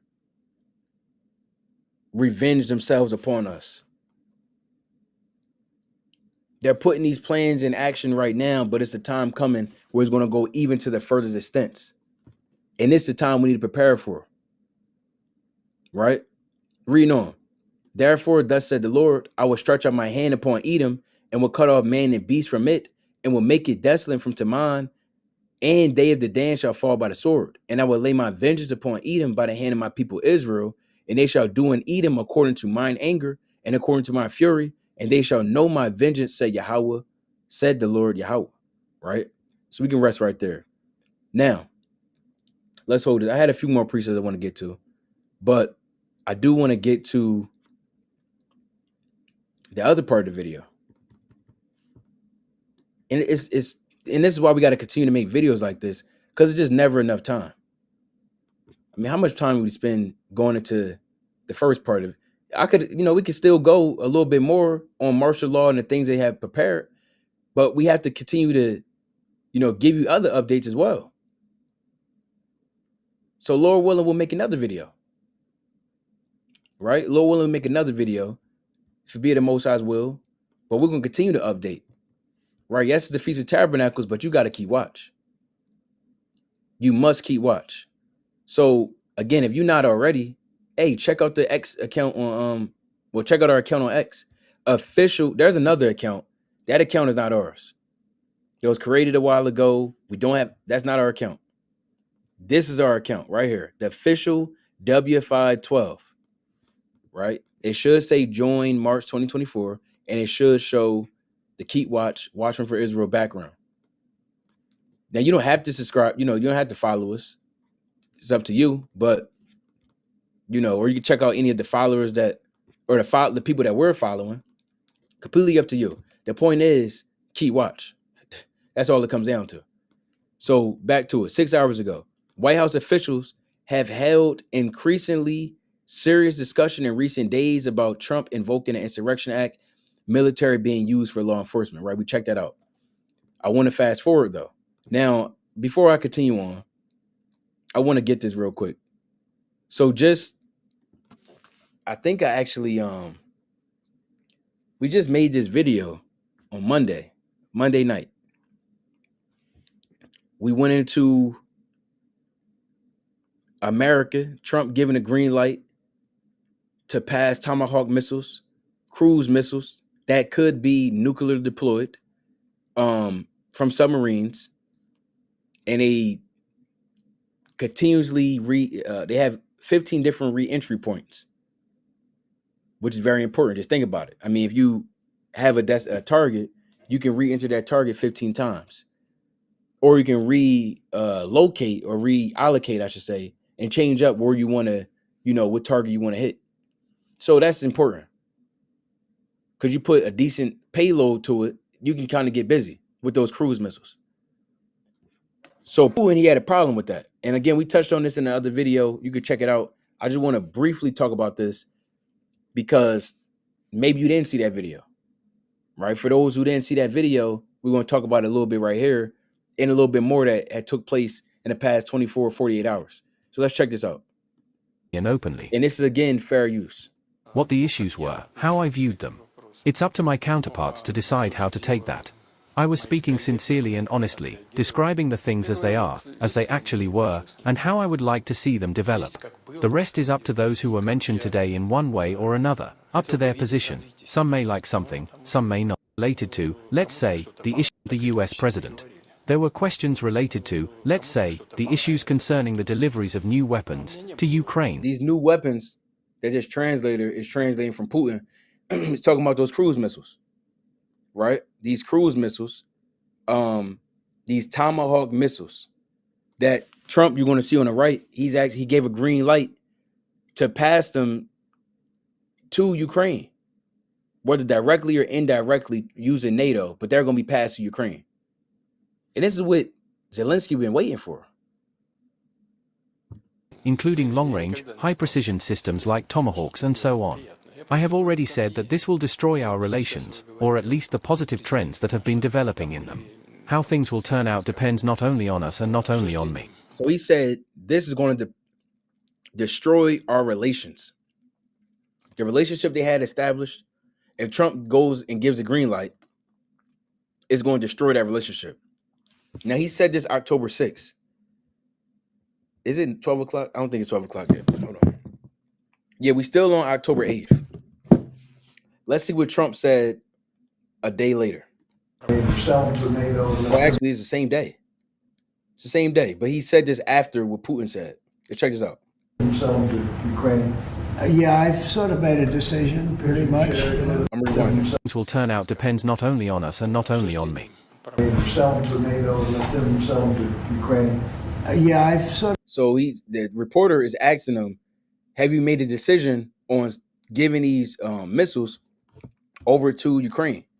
And this is what Trump says. He said, yeah, I sort of made a decision on it.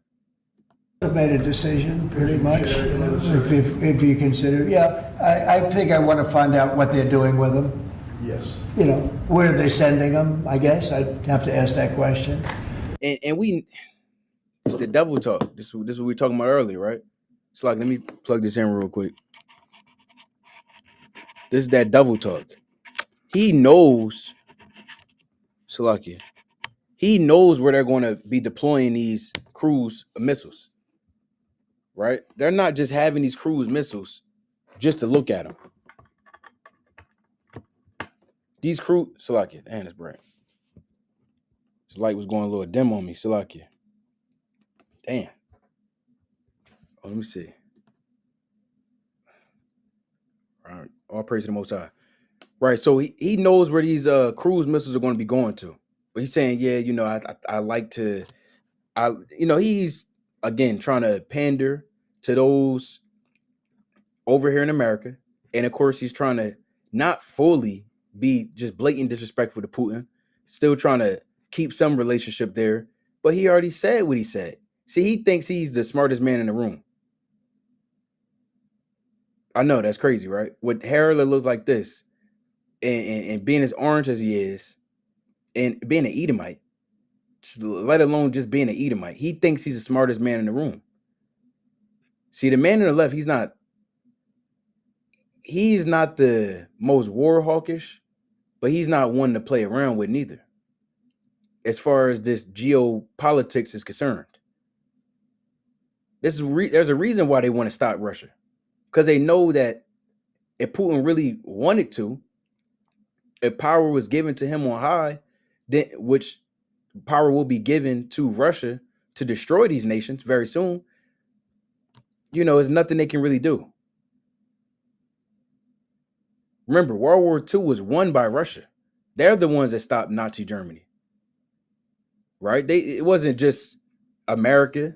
It wasn't the Allied powers or however they called themselves back then. No, it was actually Stalin who allowed those Germans to invade, and he sacrificed like 6-7 million of his people, starved them out because they wanted to win that war. That's how bad the true savage version of Esau really wants to get down. They're the chief of them. You got a lot of movies that kind of allude to that. If you watch Rocky IV, all these other movies, they always painting Russia as the bad guys and so on. We know it's propaganda, but there's a reason why. Because they understand that, look, they really about the bloodshed and really about murder.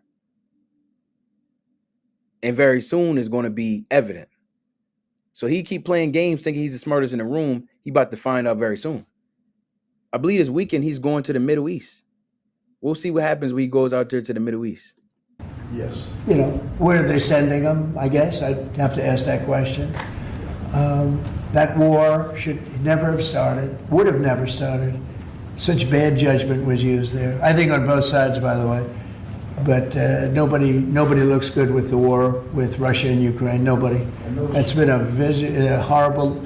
This week they lost over 7,000 soldiers between the two of them. This is every week they're losing 7,000, 8,000, 5,000. They have a range of like 1,500 miles or something. We're talking about the missiles having a range of 1,500 miles, right? So the point being, again, that's nothing light. So World War III is not just fought on one side. There's various different fronts. As you've seen in World War I, World War II, World War I was once known as a Great War. You have a lot of different fronts that's going to, take place. You're going to men eventually draw their sides, and they've been doing that though. See, this is the difference between what took place back then and what's kind of taking place now. Sides is being drawn prior. The chessboard is being laid. So when it's time for the Lord to flip that switch, everything's already in motion. Everything's already in motion. 4 hours ago, Israel and Hamas have signed a complete ceasefire agreement, which will go into effect across the Gaza Strip on Thursday, October 9th at 12 p.m. That's EST, right? That's just a few hours. About 12 hours from now. Actually, you know what? It's EEST. So that's Cairo time. That's any second now, actually. I don't know how far ahead they are ahead of us, but they may already be in there Thursday. It might be Thursday morning for them right now. Point being, there's a so-called complete ceasefire in the Middle East. We know what the prophecies say, right? We understand what the prophecies say. You read about this in the book of Joel. You read about this in countless verses. Let's get another one. Let's go to the classic. 1 Thessalonians chapter 5. and verse 1. Right? 1 Thessalonians chapter 5, verse 1. But of the times and the seasons, brethren, ye have no need that I write unto you. Right? We really don't have to do this video, right? On a level as far as trying to inform you on something that you already know, or you should already know. You should already know what's taking place right now. You should already know that all hell is about to break loose, that martial law is about to kick off, the famine of the word, World War III, so on and so forth. You should know those things. We have no need that I write unto you. For yourselves know perfectly that the day of the Lord so cometh as a thief in the night. And as always broken down, if someone knew a thief was going to break in their house, then there's really no point of that thief coming in the middle of the night. The point being is that he's going to come when someone's least suspecting it. Not when you got all your lights on, not when the sun is out. He's in broad daylight. And he's going to do it when you're least suspecting it. Hey, the day of the Lord is going to come as cometh as a thief in the night, when you least suspect it. It says, for when they shall say peace and safety. And you have the world, they again rock to sleep.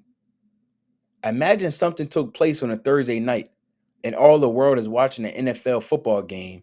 No one's keeping watch. Everyone's drunk, and it just all hell breaks out. The lights just go out. Imagine something took place on a Sunday or any day of the week, and you doing your favorite thing and whatever it is, and your mind is completely void.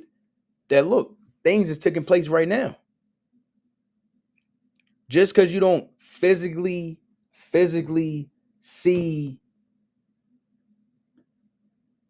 the meetings that's taking place, and you're not there on a day-by-day basis to see the preparations of war, doesn't mean war isn't about to happen. In fact, it'll be too late. War has to be prepared first. That's what the Lord said that. And let's go use this classic precept, right? Let's go to Luke, the 14th chapter. There's a reason why the Lord placed this here, evidently. It's the book of Luke, chapter 14, and I want 28.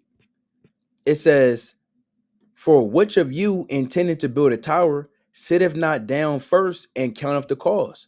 Right, there's a reason why you have a general. There's a reason why you have different commanders and captains and chiefs, officers, sergeants, lieutenants, etc. You have those men because you can't just go out to war on a willy-nilly. That's how you get destroyed. War is not just having a gun and a helmet. War is the strategy of the mind. It starts here first. The preparations of a man's heart. It says, whether he has sufficient to finish it, less happily after he laid the foundation and is not able to finish it, all that behold it begin to mock him, saying this man began to build and was not able to finish. Right. We have to, fully weigh everything the Most High has in store with the price, the penalty, and it's like the price or penalty, you can either word, right? Abandoning his truth, what it means if you don't read, what it means if you don't utilize all your talents. Do you have the capacity to go the race and run this marathon? You have to weigh all that in the balance before you take on that new job, and they expect certain things out of you. Do you have the capacity to do that before you get married? And you saw the sister, you was talking to her, you was courting for some months, maybe even a year, maybe even 2 years. Is this something you really want to do? You're weighing that all in the balance. You don't just lay down. You don't just go to a job and you don't know what the job is all about. That'd be foolish. How much more just going to war and not weighing the balance? Do you got manpower? Do you have resources? Can you sustain those resources? All that has to be taken into account. And that's what's happening right now as we speak. That's why this man Trump just did this, right? Then he just have, let me look this up real quick. What was it? Trump meeting with generals. Didn't he just have this? Hold on. We're not playing the 2 hour and 45-minute video. But let's check. I mean, you can check this out on your own, but I want to. This just happened. Let's check this out from today, right? Let's check this out. Did you make $7 million in stock trades at all? Hold on now. And this is also fair use, right? Got these advertisements.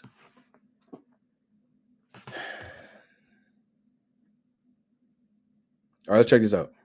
His use of the military to police Democratic-led cities, with federal forces this week surging into Memphis that has the highest violent crime rate in the U.S. See, and we talked about that earlier. They're sending troops to Memphis. If a brother or sister's from Memphis, just Baba Kashad confirm or deny, what they talking about right now in the comments. Attorney General Pam Bondi and Defense Secretary Pete Hegseth heading there today to meet with law enforcement and National Guard troops, with Portland, Oregon, and Chicago bracing to be the next targets. I mean, what do you think? Come on now. And we was out there too. And brothers teach out there. If you haven't already, and if you are from Memphis, right? Brother or sister in this truth, you want to congregate, we got a WFI Memphis camp, right? Reach out to us. You can reach out to us on this comment. Lord willing, get you in, connection with the brother that's over, the mighty brother that's over there in Memphis. Mighty brothers, right? It's not just one brother, right? But that brother does hold it down. All praise to the Most High. Let's get back to it. National Guard troops, with Portland, Oregon, and Chicago bracing to be. Now, like I was going to say, just having these troops they don't just got these troops out there for no reason. First off, you got to pay these troops. These troops, I'm led to believe, they're in training.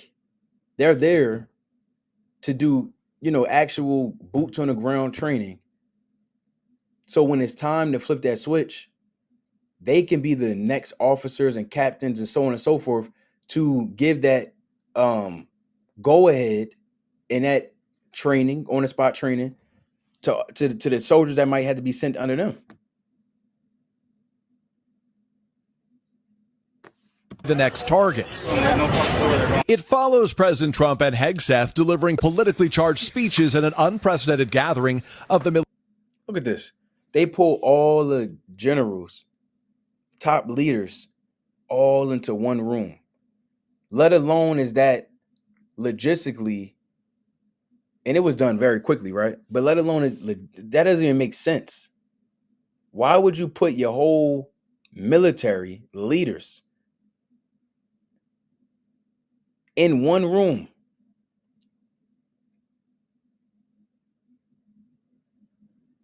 Clearly they must have, and I say again, in one room because imagine anything happened, right? Damn bomb. Everyone in there is gone. I think the president was there. Well, of course, Trump was there, right? I think the vice president might have been there as well. But you have the top brass there in one room. Now, obviously, it wasn't just for these cameras to be there. Afterwards, they actually got the business. They actually talked. And that's the point of me bringing out, the precept I was bringing out or bringing this clip up because of the precept I was bringing out before this in Luke, the 14th chapter. But you don't do that unless you're ready to go to war, to get everyone that's in this room on board to go to war, a major war. I challenge you to pull up the last time a president had the top military leaders in one room. Military's top brass, where the president escalated his crime crackdown, arguing it's the military's job to fight against what he called a war from within. We should use some of these dangerous cities as training grounds for our military, National Guard, but military. What do you mean by that? If this was not talking about martial law, and also preparing for, because the war within and the war without, like ancient Rome. That's how ancient Rome fell. It was a war within and a war without. A war on the saints, and it was in amongst each other, civil wars, and then you had a war without. They were actually being invaded. I believe it was by the Goths, the Germans. In keeping with the military's nonpartisan tradition, the admirals and generals largely avoided reacting to the president. And if you want to applaud, you applaud. And if you want to do anything you want, you can do anything you want. And if you don't like what I'm saying, you can leave the room. Of course, there goes your rank, there goes your future. Damn. So what do you think he's saying? Look, I'm not making you do anything you don't want to do. Right? It's a devil talk. I'm not letting you do anything. I'm not making you do anything you don't want to do. But just so you know, if you leave this room, you lose everything.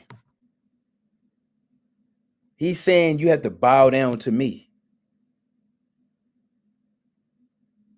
And this is how they always get down. Want to applaud, you applaud. And if you want to do anything you want, you can do anything you want. And if you don't like what I'm saying, you can leave the room. Of course, there goes your rank, there goes your future. Hegseth, an Iraq War veteran, argued without evidence that diversity initiatives have degraded America's military might. No more identity months, DEI offices, dudes in dresses. The era of politically correct, overly sensitive, don't hurt anyone's feelings leadership ends right now. Following the speeches, Democratic... See that? So you have a bunch of things that's taking place right now. Let's go back to this St. Luke, chapter 14 and verse number 30. It says, Salakia, I want to get 31. Or what king going to make war against another king sitteth not down first and consulteth whether he be able with 10,000 to meet him that cometh against him with 20,000. So the point is that before there's times of war, you sit down, you consider it, and you weigh it in the balance. It's the times you're living in right now. That's what the Lord said in St. Matthew, the 24th chapter. Let's get this. St. Matthew, chapter 24, and verse 6. And ye shall hear of wars and rumors of wars. See that ye be not troubled, for all these things must come to pass, but the end is not yet. So they have to talk of this. They have to get themselves ready for it. It doesn't mean it's just the end right now, because they're doing this right now. Verse 6 is taking place right now. But it's going to stop being about talk and hearsay and rumors. And soon it's going to be verse 7. For a nation shall rise against nation and kingdom against kingdom. That has to take place. We talked about it earlier. The Most High said it's going to happen. It's surely going to happen. The Most High is a man of his word, right? And I want to get this other precept in Isaiah real quick. Isaiah chapter 40. This is Isaiah chapter 40. And let me see where I want to start at. Isaiah chapter 40.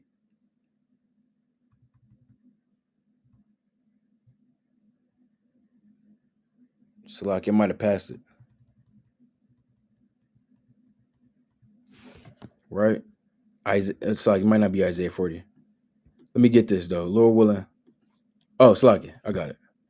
It's Isaiah chapter 41. Hold on, next chapter. It's Isaiah chapter 41, and I'm gonna start at verse 4. It says, who have wrought and done it, calling the generations from the beginning. Right? Who's done that?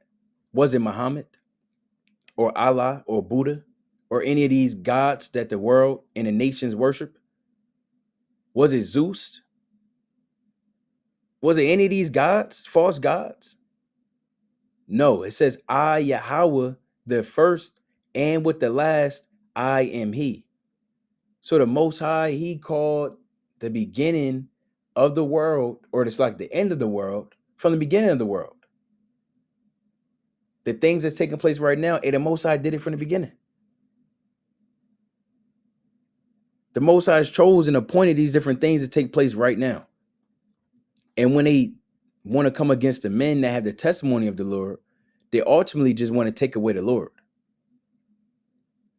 They think if we can get to them, then we're stopping the Lord's prophecy.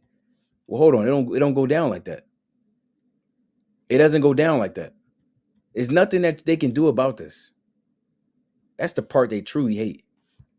Because normally they could just, if they have someone speaking against them, going against them, they could just shut it up and quiet it down. But you can't do it. Not with this. Let's go to Acts chapter 5. Right? Not like this. This is the book of Acts, chapter 5, and I want to get 38. It says, and I say unto you, refrain from these men. Right? The brothers that's on the highways and byways. Right? Those that's teaching his word. Those going live on YouTube, waking up the hopeful elect, updating Yasha Allah of the prophecies. Those that's on TikTok, right? Those that's on these different platforms, shaking a hand till their shoulders break. It says, refrain from these men and let them alone, for if this counsel or this work be of men, it will come to naught. And we've seen it. All of these so-called groups, for the most part, they've come to naught. Where do you see the Organization of Afro-American Unity? It's not really there. Never even heard of that. Where is the Revolutionary Action Movement, RAM? Where is that at?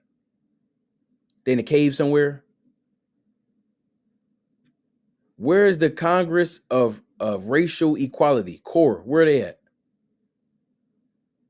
Where's the Nation of Islam? No, where are they at? Where they really at? They not there how they used to be there. Where is the student you get the point, right? You get the point. Now we know this is still here because false brethren unawares. Brothers crept in, put on some fringes saying YAHAWASHI Shai Brakatah. That government, it's like a ghetto informant program, and that's still around. Right? And you'll see that very soon. Damn shame. Let's get back to this. Back to it. So if this counsel or this work be of men, it says it will come to naught.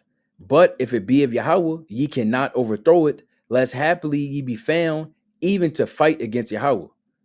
So we understand that the Most High has appointed war to take place.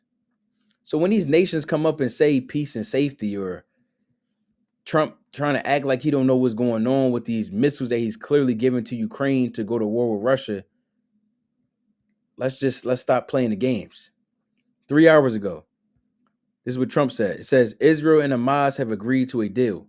I am very proud, and we know you are, to announce that Israel and Hamas have both signed off on the first phase of our peace plan. This means that all of the hostages will be released very soon, and Israel will withdraw their troops to an agreed upon line as the first steps toward a strong, durable, and everlasting peace. Everlasting peace? What scripture say you're going to have everlasting peace?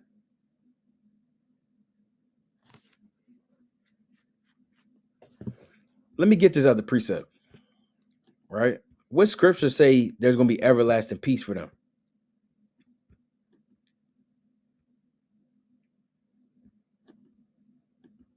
Right? Let me get this real quick. In Jeremiah. This is Jeremiah, chapter 14 and verse 13. Then said I, Lord Yahweh, behold, the prophets say unto them, ye shall not see the sword. Right? And we know that these men are false prophets. These are talking about false prophets. Men saying things that the Most High never ordained. Saying there's going to be an everlasting peace for them children in damn Gaza. Ain't going to be no everlasting peace for them children in Gaza. Or them Amalekites, them small hats. There's no peace for any of these nations. The Lord said there's no peace, said Yahweh, unto the wicked. Isaiah 48:22. Neither shall ye have famine, but I will give you an assured peace in this place. This is what they're saying, right? This is what he just said. Everlasting peace. Then said the Lord unto me, the prophets prophesy lies in my name. I sent them not, neither have I commanded them, neither spake unto them. They prophesy unto you a false vision and divination and a thing of naught and the deceit of their heart. So the Lord said, this is of their own mind. The Lord never told Trump to go out on, what is this? Let me go back to this account. He never said go on Truth Social and post this.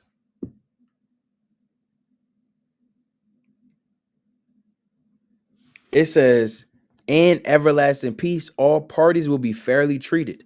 This is a great day for the Arab and Muslim world, Israel and all surrounding nations, and the United States of America. And we thank the mediators from Qatar, Egypt, and Turkey who work with us to make the historic and unprecedented event happen. Blessed are the peacemakers. Wow. Now he's pulling precepts.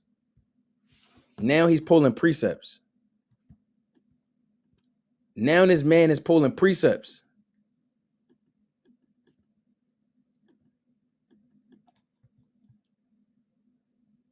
Now he's pulling precepts.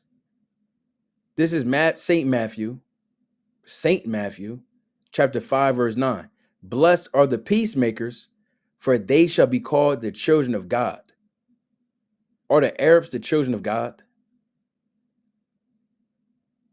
I thought the Lord chose Isaac and not Ishmael. Are the Edomites, the so-called white man, are they the children of God? The Lord gave the blessing to Jacob.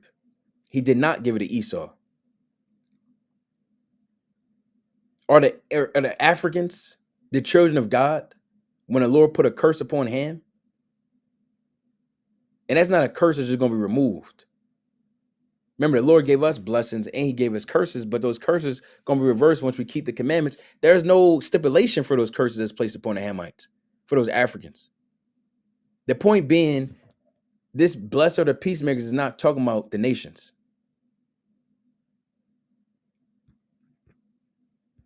Let's go back to this. Right? That was St. Matthew 5 and verse 9. Let's go back to this, though. Satan. Back to the St. Matthew 5. Hold on, Slakia. Right? All right, we read that. Let's check this out. So we see this took place 3 days. It's like 3 hours ago. Even end time headlines, they're reporting on that. So we'll see what's going to take place with this so-called peace plan, right? Now it says Hamas to release all living hostages this Saturday. This Saturday. A lot of these events, and this is a day after this, what they had, what is that called? They actually just titled it October 7th. What, 2 years ago? When the so-called Hamas had attacked these Israelis, which was clearly a false flag, a planned operation. But nevertheless, a day after that, they go ahead and announce this peace deal. And it's going to commence on the Shabbat.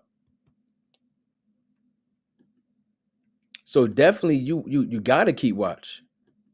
I mean, you got a lot of things that's taking place right now in the world. Look at this. As we speak 29 minutes ago, ABC acknowledges Trump's success in bringing peace to the Middle East. It looks like President Trump has actually pulled off something here that many presidents before him have failed to do. Well, what is that telling you? This should ring bells for anyone watching this video right now. Everyone that's watching this video right now.